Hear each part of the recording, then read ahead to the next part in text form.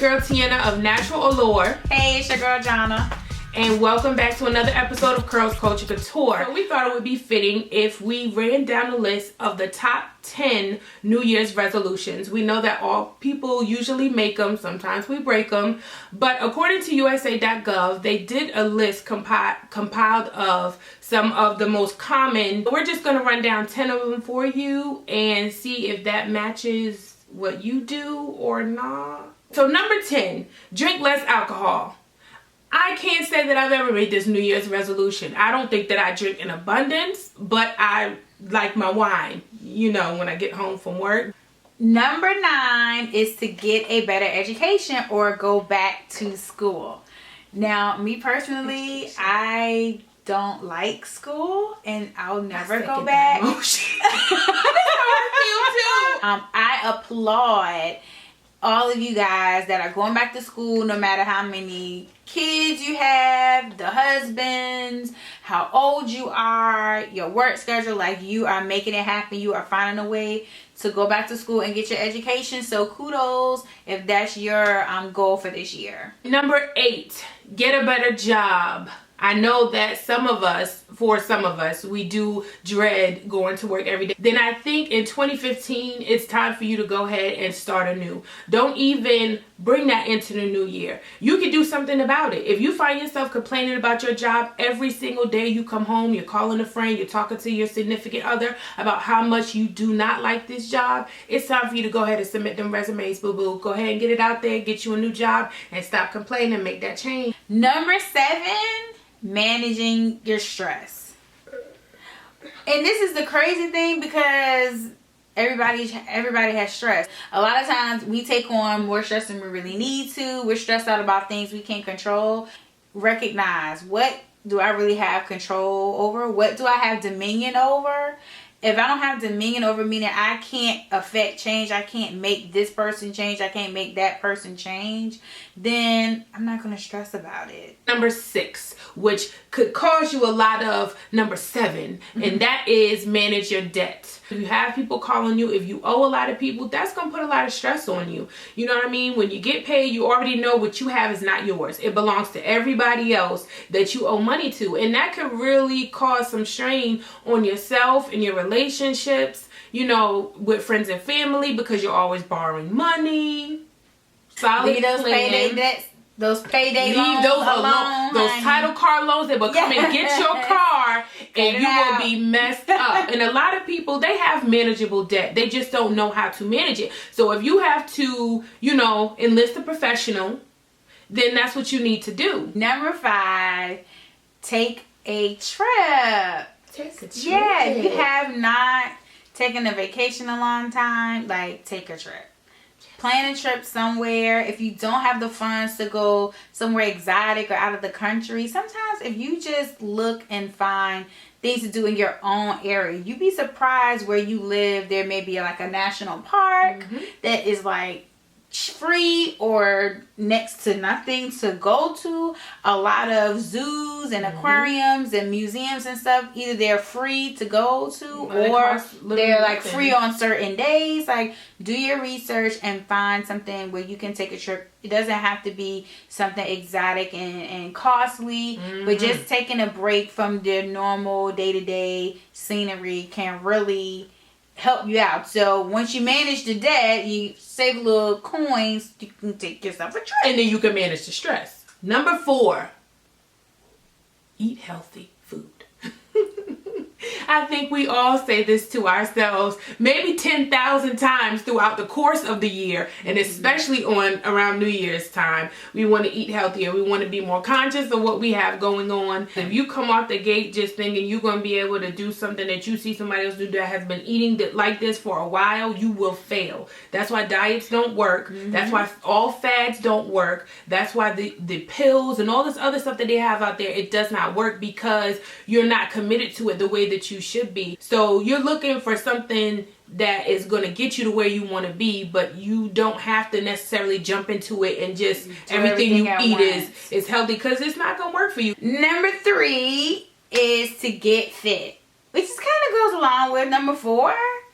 eating healthy, getting fit, it's like all connected. It's all stuff we say we're gonna do. That's why in January the gym is packed and you can't get on the machine. Where was nobody in the gym in December? Number 2, save money. The 52-week challenge started in the first. I'm doing that. You put $1, then 2, then 3, then 4, and so forth and so forth. So you could do something like that. Put $5 a week, $5 every 2 weeks, $5 a month, as long as you are putting something aside for savings. If you're trying to save money, a tip that I have is check with your bank, because they may have some sort of money saving plans or programs. Like I bank with Wells Fargo, is one of the banks that I bank with, and they have an auto savings program where basically every time you use your debit card to make a purchase, they put $1 in your savings account. And the number 1 New Year's resolution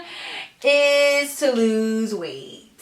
Surprised? No. You ain't surprised. Everybody says they want to lose weight. And when the new year starts, I mean, it goes along with get fit, eat healthy, lose weight. I mean, hey, that's one of my goals for this year. There's nothing wrong with the whole concept of starting a new year and having goals. You can take these and make them your own and make them to suit your life. Recently, we lost a huge figure for African Americans in the sports arena. Stuart Scott, who is a well-known sportscaster on ESPN, recently passed away. He was battling cancer for quite some time. He passed away on January 4th. And we just wanted to give our condolences to his family and friends, especially his 2 young daughters. Stuart Scott was just that guy that came in, and he was oftentimes one of the few African American sportscasters. He would be the only black one. And what I loved about him was that he made no qualms about he was a black man and he had a little hood. He was a little hood. And that was who he was, and he was not going to mask that.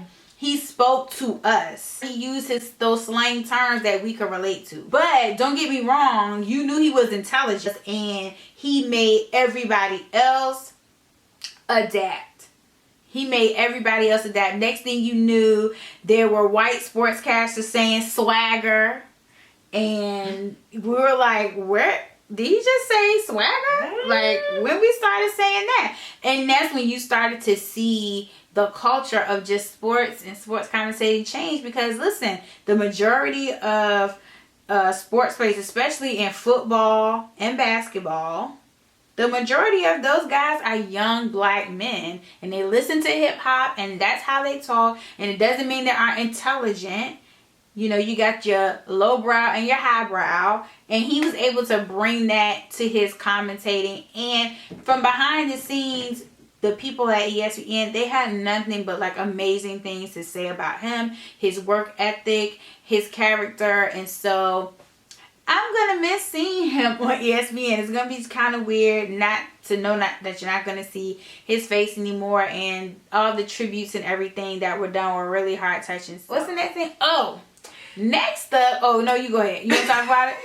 Want to talk about it? Want to talk about it? Girl, let's talk about it. Listen, there's a lot of controversy rolling around right now, VH1, for their new show, Sorority Sisters. There is a lot of talk about Sorority Sisters because it is bringing up some things from the women who feel like this is a misrepresentation of their organizations and they're not appreciating it. They're signing petitions. They're trying to get this show off of the air because they just feel like it is just not a good representation.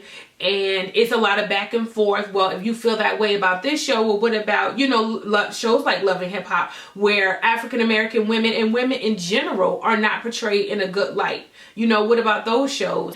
It's not anything that you will be running home to watch. It's not even enough real drama to be like interested. It doesn't seem scripted. It just seemed like such a pull to like get the drama. Like, we're gonna make anything drama. I just think the reason why sororities are, women that are a part of these sorority organizations are upset, and why it's different than any other reality show, is because in any other reality show, those people aren't representing anything. They're just representing themselves, their own personal brand. The issue with this show is they're going on and they're representing their sorority. I think that is why the women of those sororities are feeling differently than they would just about any other generic, you know, reality shows. Nobody wants to be, you know, connected to, you know, negativity, and then you feel like, oh, well, because if you're a part of that organization and that happened, then you must be like that too. I mean, we get that already as being black women. You kind of get lumped into any bad experience somebody has ever had with a black woman. Sometimes you kind of get lumped into that. I also agree with the other side of the coin, which is we're still all black women. It's not even really good storylines on that show. I'm sorry, Sorority Sisters. You get a no-go from Girls. You tried. And you trying so hard. That's the thing. You can tell they're trying. It's all right. Go ahead, retire. While we retire to our favorite segment of the show, and that would be Rock It or Stop It. But Chloe is in this sequence number that's pretty sexy. A lot of leg going on. But she's doing the thing. She's single. She's young. She's having fun. I'm okay with this number. I don't feel like it's too much. I just wish her hair was different. Outside of that, it's a rocket, Chloe. Yeah. This one though, I'll let Jonathan. She's really aged herself in this look.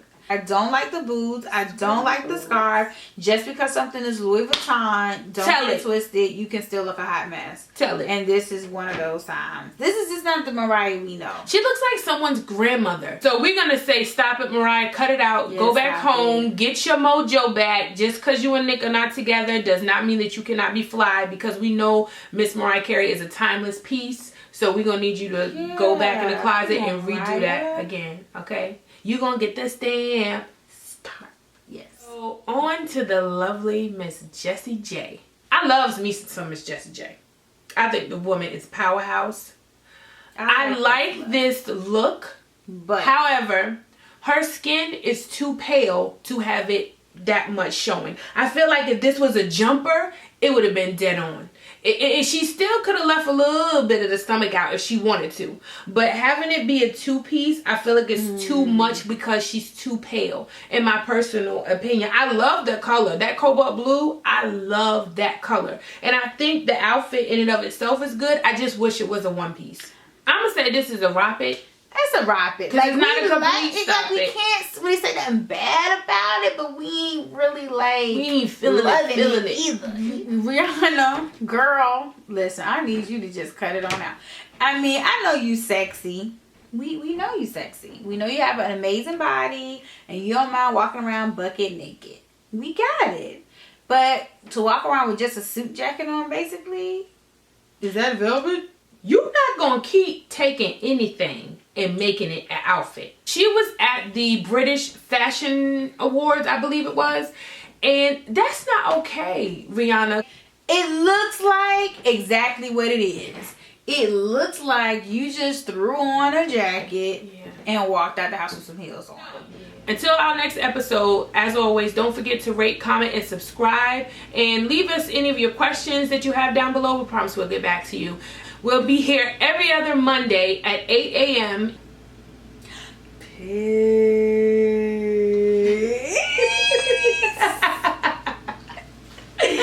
And we out.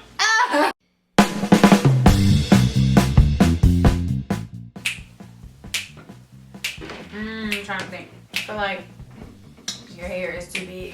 It's the Fashion Principle.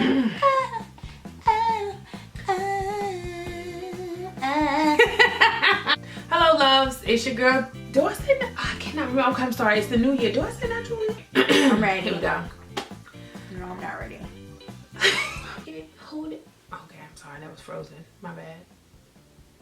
Man, the camera vicious. The camera is gangster. The camera was like, and cut. And action. No, it was like, and cut. You're done.